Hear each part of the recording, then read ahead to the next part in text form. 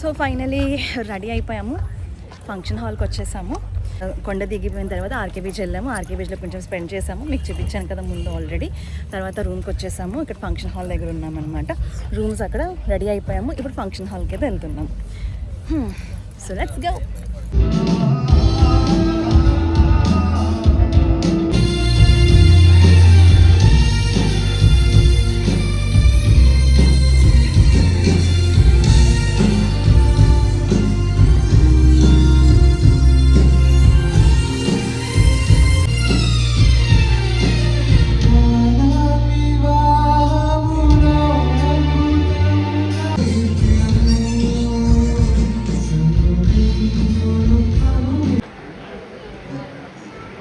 మా అక్కని బావని దీవించి మేము పెట్టిన విందుని స్వీకరించి బ్లెస్ చేసి వెళ్ళాల్సిందిగా కోరుకుంటాను. చెప్పిన మాటలు ఏమైనా తప్పులుంటే క్షమించండి.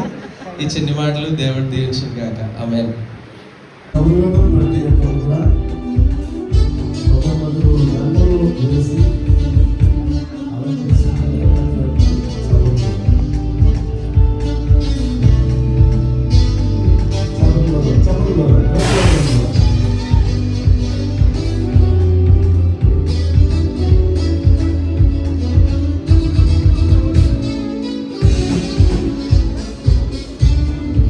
నేను చెప్తాను ఎవరెవరు అనేది.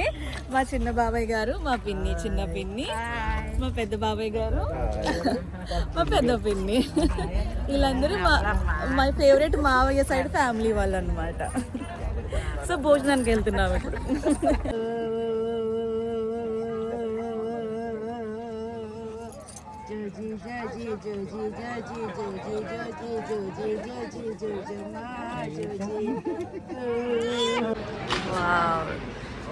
మా మిన్నీ రిసెప్షన్ మామూలుగా లేదు, సూపర్.